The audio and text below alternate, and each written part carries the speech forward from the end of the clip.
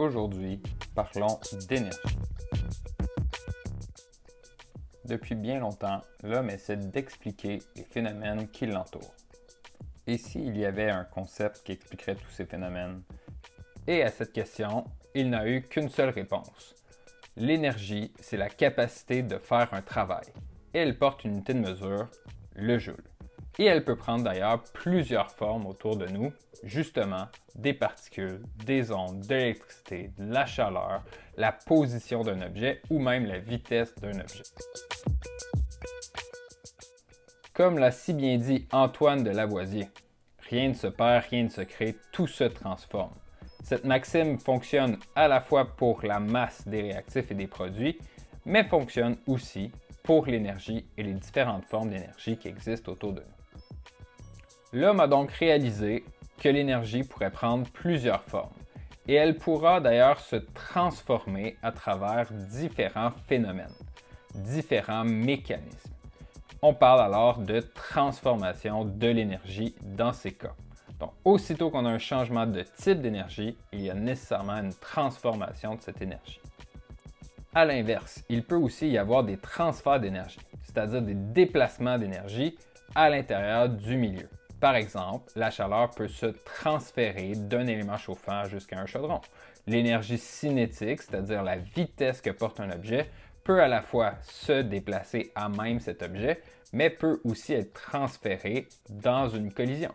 Et donc, sachant qu'il existe à la fois des transferts et des transformations de l'énergie, l'homme a essayé de répertorier tous les types d'énergie qui existent autour de lui.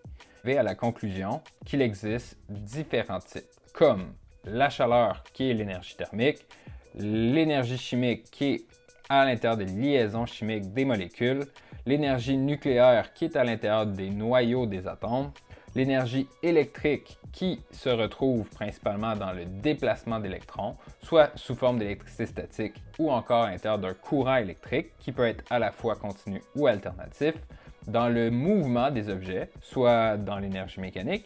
L'énergie mécanique peut être retrouvée soit par la position d'un objet, c'est-à-dire sa hauteur, ou encore par la vitesse de cet objet, c'est-à-dire l'énergie cinétique. Et finalement, sous forme d'ondes électromagnétiques de toutes sortes.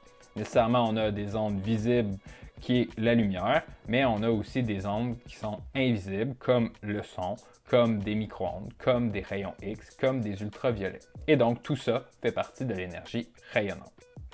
Prenons une première énergie, l'énergie thermique. Est-ce que l'énergie thermique et la température, c'est exactement la même chose? Certainement pas. Prenons plusieurs exemples pour nous démêler un peu ces deux termes-là. Premier exemple. Lorsque je prends un énorme chaudron avec une énorme quantité d'eau, est-ce que ça va me prendre exactement le même temps qu'un petit chaudron ayant une petite quantité d'eau? Dans les deux cas, j'essaie de faire bouillir mon eau. Le chaudron ayant la plus grande quantité d'eau va nécessairement prendre plus de temps pour pouvoir atteindre la même température de 100 degrés Celsius. Ça implique donc qu'on aura une plus grande chaleur qui va être captée par notre énorme chaudron que le petit chaudron, alors que les deux finiront exactement à la même température de 100 degrés Celsius. On peut donc dire avec certitude que la température et la chaleur sont deux phénomènes complètement différents. La température représente la mesure d'agitation des particules. À l'inverse, la chaleur est l'énergie qu'on va donner à un système pour qu'elle puisse produire cette agitation-là. Donc, elle doit dépendre de plusieurs facteurs. La nature de la substance, de quoi on est en train de parler, qu'est-ce qu'on est en train de chauffer, de la vitesse de ces particules et donc nécessairement de la température, ainsi que de la quantité de substance qu'on va avoir. Prenons quelques exemples. Lequel des contenants de café possède le plus de chaleur? Une tasse de 100 ml de café à 75 degrés Celsius ou une tasse de 100 ml à 50 degrés Celsius. On réalise dans les deux cas qu'on a des températures différentes. Et donc, on va regarder celui qui possède la plus grande température. 75 degrés Celsius veut dire plus d'agitation que 50 degrés Celsius. Sachant que les deux sont faits de même nature et qu'on a la même quantité de substance, On aura donc celui qui a la plus grande température qui possède la plus grande chaleur. Si on prend toutefois toujours du café, donc toujours la même nature, mais avec une quantité différente, est-ce que c'est plus facile d'augmenter 100 ml de café à 75 degrés Celsius ou c'est plus facile d'augmenter 1000 ml à 75 degrés Celsius? On a donc la même température dans les deux situations, mais pas la même quantité. Donc, lequel possède la plus grande quantité de particules? Celui à 1000 ml. Plus on aura de particules pour atteindre une même vitesse, plus il faudra donner d'énergie, plus il faudra aussi donner d'énergie thermique. Donc, dans ce cas-ci, ce n'est pas celui qui a la plus grande température qui va avoir la plus grande chaleur, mais celui qui possède le plus grand nombre de particules. Et donc, il est plus demandant énergétiquement de faire chauffer 1000 ml que de faire chauffer 100 ml. Depuis peu, l'homme a essayé d'analyser la rentabilité énergétique. Il a d'ailleurs inventé une valeur qu'on appelle le rendement énergétique qui s'évalue en pourcentage. Et ce que nous présente le rendement énergétique, c'est à quel point la machine, l'appareil est capable de convertir notre énergie consommée, c'est-à-dire l'énergie qu'on donne à l'appareil, en énergie utile, c'est-à-dire l'énergie qu'on veut réellement produire. Naturellement, sachant qu'il y a conservation d'énergie, l'énergie consommée va toujours être égale à l'énergie utile et l'énergie inutile mise ensemble.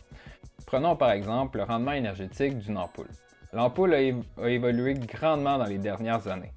Et on a réalisé en fait que l'énergie consommée qu'on donnait à l'ampoule, principalement sous forme d'électricité, allait toujours être sous forme d'énergie utile lumineuse, mais pas nécessairement dans la même proportion, pas nécessairement dans le même pourcentage.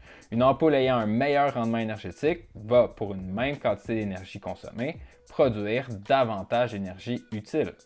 Si elle produit davantage d'énergie utile, c'est qu'à l'inverse, elle produira moins d'énergie inutile. En d'autres parties, plus on est capable de diminuer la quantité d'énergie inutile qui a été donnée à cette ampoule, que produira cette ampoule, principalement sous forme de chaleur, mieux sera notre rendement énergétique. Et donc, plutôt que de faire chauffer un filament de tungstène à l'intérieur d'ampoules incandescentes, on a plutôt transformé ça avec des DEL, des ampoules fluorocompactes qui vont justement produire un meilleur rendement énergétique parce qu'elles vont produire moins de chaleur, moins d'énergie inutile, nécessairement avec un meilleur rendement énergétique aussi. Autre exemple, environ 80% de l'apport énergétique nécessaire pour faire fonctionner une maison est relié au chauffage. Et donc, on se questionne de plus en plus sur la rentabilité de ce chauffage. Le gouvernement a d'ailleurs amené plusieurs subventions pour renouveler de vieilles fournaises au mazout. Imaginez, si votre système de chauffage a un faible rendement énergétique, nécessairement, vous aurez à payer davantage pour l'électricité et pour le chauffage de votre maison. Donc, de remplacer les vieilles fournaises par de plus neuves ayant un meilleur rendement énergétique, produisant moins d'énergie inutile, par exemple moins de bruit, moins de perte de chaleur, nécessairement, ça voudra dire de grandes économies en électricité et un moins grand impact environnemental autour de nous. Reprenons donc ce même exemple avec notre relation de rendement énergétique. Si on a une fournaise qui consomme du mazout, c'est qu'il consomme de l'énergie chimique. Cette énergie chimique va être transférée en plusieurs formes d'énergie. Mais celle qu'on veut vraiment produire, l'énergie utile, va être représentée sous forme d'énergie thermique. Et donc, plus il y aura d'énergie utile qui va être produite, moins il y aura nécessairement d'énergie inutile produite. Et de ce fait, on aura un meilleur rendement énergétique, ce qui va nous amener de meilleures économies d'énergie. Existe-t-il des systèmes parfaits? Est-ce que ça existe un rendement énergétique de 100%? C'est la quête que l'homme essaie de résoudre depuis des centaines d'années. En fait, on essaie depuis longtemps de produire des machines à mouvement perpétuel. Et de produire une machine à mouvement perpétuel, ça implique d'avoir aucune énergie inutile. À ce jour, rien ne permet de croire que c'est possible d'avoir un rendement énergétique de 100%. On aura toujours une perte d'énergie, peu importe le système qu'on va avoir produit. Nécessairement, tout ça, c'est pour une certaine énergie consommée qu'on a donnée, qui va produire une certaine quantité d'énergie utile. Donc, une machine à mouvement perpétuel implique nécessairement un rendement énergétique de 100%, mais ça implique aussi que toute l'énergie consommée qui a été donnée à notre machine va être transformée en énergie utile sans produire d'énergie inutile. Vous comprendrez donc qu'aucun rendement énergétique ne peut dépasser 100%. D'ailleurs, on ne peut même pas atteindre 100% à l'heure où on se parle. Et donc, vos réponses de rendement énergétique seront toujours en dessous de 100%. Qu'en est-il maintenant de l'évolution des automobiles? Les automobiles étaient anciennement très lourdes, très puissantes, alors que maintenant, on diminue de plus en plus le poids de la carrosserie sans nécessairement influencer la sécurité du passager. D'ailleurs, on aura des moteurs qui sont de plus en plus économiques en essence et donc auront aussi de meilleurs rendements énergétiques. Et plus récemment, on a aussi élaboré des rendements énergétiques bien meilleurs avec des autos électriques qu'avec des autos à essence. Preuve de ça, une auto électrique produit presque pas de son, presque pas de chaleur. Donc, nécessairement, ces autos électriques ont un meilleur rendement énergétique et auront aussi un meilleur impact environnemental. Et si on comparait une automobile avec une bicyclette, lequel aurait le meilleur rendement énergétique? L'automobile qui va plus vite ou le vélo qui va moins vite? En fait, le rendement énergétique, ce n'est pas une question de vitesse, c'est une question d'énergie inutile. Le vélo va avoir beaucoup moins d'énergie inutile qui va être produite, et donc, s'il y a moins d'énergie inutile qui va être produite, plus on sera capable de convertir notre énergie consommée en énergie utile. C'est donc de dire qu'il y aura un meilleur rendement énergétique pour une bicyclette que pour une automobile. Prenons les différents types d'énergie inutile produits par une automobile. Les vapeurs, les émanations, la chaleur du moteur, le bruit qui va être produit. Donc, beaucoup d'énergie inutile qui est produite par une automobile, contrairement à une bicyclette.